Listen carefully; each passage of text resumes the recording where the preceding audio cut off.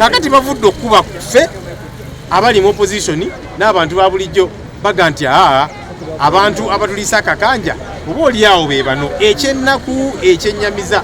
So kyannaku nti Honorable Sam Engola afudde naye katusuubire nti gavumenti ensonga zino zitwala nga ziri serious. Abantu bano tutandike okubalabirira, bannayuganda bannaffe, bataata baffe, bamaama baffe, bannyinaffe, tubaneiba tubawasiza batuwasiza naki bannayuganda ngaffe bafiibweko. Ono abadde mutuuzewo mu kitundu kyo constituency bwe ng'omuntu biki by'omwogerako by'omumanyiko? Honorable Sam Engola y'omu ku abo ababadde abatuuze abakasirise. Charles Engola si Sam Engola.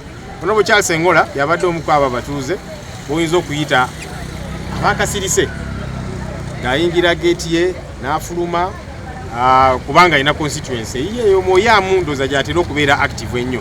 Naye wano yafunawo maka okubeera okumpi ne palamenti ne ofiisi ye. So tabadde nnyo ng'awulikika mu kitundu oba ki. Era by the way mu kyanja muno tulina ababaka bangi nnyo, tulina abaminisita bangi ababeera muno nga yes balina constituency zaabwe gye babeere gye baweereza, naye nga wano mu Kampala abasinga ku bo baafuna amaka mu bitundu bino, so babeeramu nnyo. Okay, so oba oli awo tebabadde buzibu kubanga neba nga tuwulira nnyo buzibu kye bagamba oba muyinako kino oba ki, ng'ayingira n'afuluma. Naye kaakati ab'omu nju yabadde bamukuuma nga be balina obuzibu, ate munnange oyo omukuumi of course tujja tegeera ng'amaze okunoonyereza. Oba oli awo ayinza okuba tabadde na buzibu noono nga ye, naye ng'agamba nti buno kaakati minisita mu gavumenti etuliisa akakanja etatulabirira esasula akasaala akatono ate kajja leeti n'asalawo obusungu bwe abutunuuliza ono, naye byonna tujja bizuula. Naye ekikulu ennyo abantu bano tutandika okubafaako. Oba oli awo gavumenti eno babadde balowooza nti abantu bano babayisa obubi, akasente bafuna katono kajja leeti naki nti bajja funa obusungu basigale nga bakuba nga bwe kibadde kiri. Kakati mundu batandise zitunuuliza abakama baabwe. Si bwe tulina okubeera mu ggwanga lyaffe, abantu bano bafiibweko kubanga bannayuganda bannaffe. Obuzibu sijja buteeka ku security ya kitundu oli awo. Of course buli kitundu kibeeramu n'ebizibu, ababbi oluusi abatuuze bankubira, ababbi babalumbye naki, incidents ezo zibeerawo. Naye kati zino ez'okukuba abantu amasasi si security ya kitundu. Proximity nti omuntu mwabadde abeera kubanga n'omugenzi Andrew Felix Kaweesi yali abeera kulangira. Era tukirinako West ow'ekitiibwa General Katumba Wamala naye abeera wali ku nsalosalo, so yali ayitamu ekisaasi. So proximity nti babadde babeera.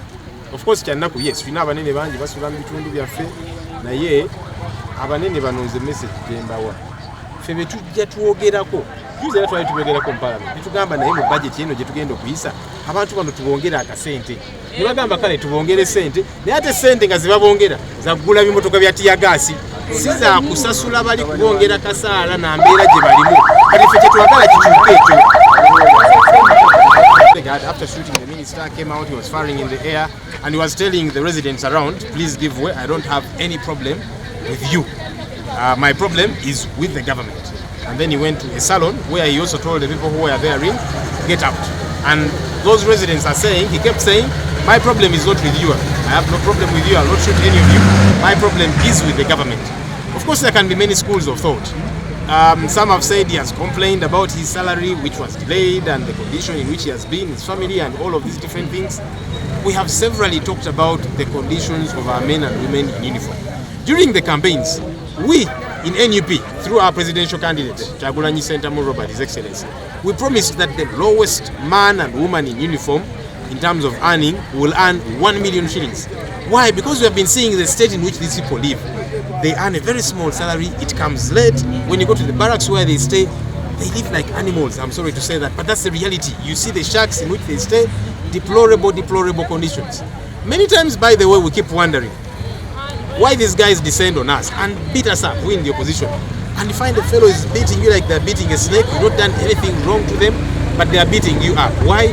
They are angry because of the way they live. Okay, but now they've begun to turn the guns to those perhaps whom they think these are the people responsible for our poor state of living. It's possible this bodyguard might not have had anything personal as an issue with the Honorable Charles Engola. Maybe he saw him as a representative of the government or whatever the case might be. but this is a clarion call. Let's begin to take care of these people. In Parliament, many times we make noise about the budget, and we say, let's increase the police and the army budget. Not for them to buy tanks and all of these different things, but to take care of these foot soldiers. Their budget, they always insist on increasing it. What does it do? They are buying more tankers, more tear gas canisters and all of these different things. But these ordinary soldiers, police officers are not taken care of. And this situation sadly might continue to happen for as long as we do not address that issue. We must begin to take care of these people. They are Ugandans, they are our brothers, our sisters, our parents. We have married them, they have married us. They are part of our society. We need to begin to treat them.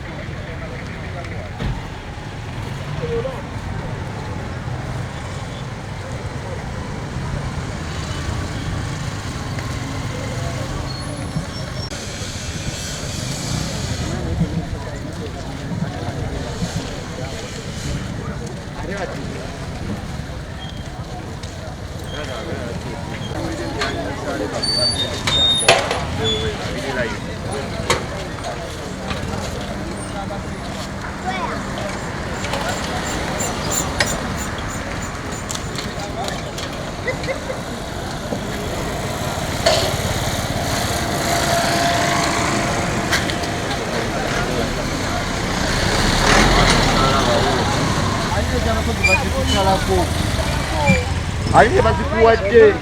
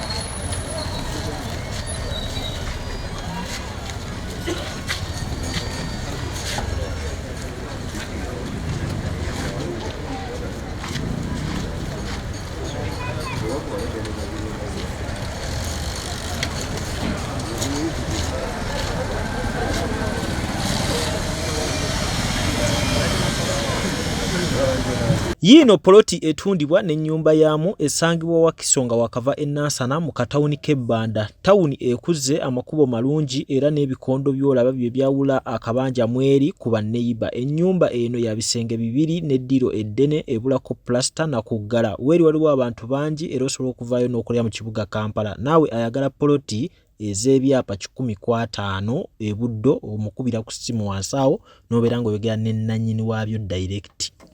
Amanya gange nze Nsuuga Mustafa nkola ne Alihira Holdings. Kakati nannyini nnyumba eno yeesiimye nnyo lwansonga nti eno biodigester era emigaso gyayo egigirimu gyagenda ofuna. Ekisooka tagenda keera lunaku agambe nti bannange septic yajjudde nti nno ajjaleta ekimotoka ate kimuggyako ssente ng'olwedde yagizimba. So biodigester tegenda keera ku makya nti ejjudde.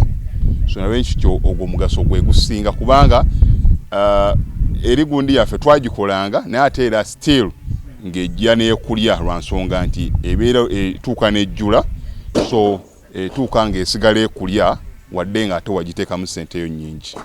Ekyokulala nti beauty ye egenda vaayo eya compound nti nno pavers zigenda kuva eri engulu yonna gye mulengera paka eno amazzi era gagenda draininga gana ag'enkuba nga gagenda mukaala akali ebbala awo nti nno byute y'olujja egenda vaayo bulungi nnyo. Newe manjagala simbawo muddo kisoboka. N'oba oyagala simbawo muddo ogwo kubanga kati singa owa kamera waffe akulaga nti nno system ogira nti eri wansi fuuti 2 kweno level kwe tuyimiridde wansi fuuti nga 2 so omuddo kakube guyina emirandira gitya guba gujja mmera. Yes, bannange tetukolera bagagga bokka ate era tetusijja bayita baavu omuntu wa wansi omufuna mpola ffenna gye tuggwa nange ndi mufuna mpola so sikolera bantu sina kika kye ngamba mbuno nno nkolera baneeno wabula buli omu nga bwozze bwe tukola ki bwe tukwata. Kati Alihira Holdings Uganda Limited tusangibwa Kamoocha Prince Charles Drive plot 45 Kamoocha we wali offices zaffe. Tuyina namba z'amasimu esooka ya Airtel 07017669992 neya MTN 0789224230. Abasinga batumanyira mu biodigester kuba bwe tuvudde nnyo mu kamera naye nga baklanti baffe abapya n'abakadde bagenze bakitegeera nti no ne general construction yenna mwetuli.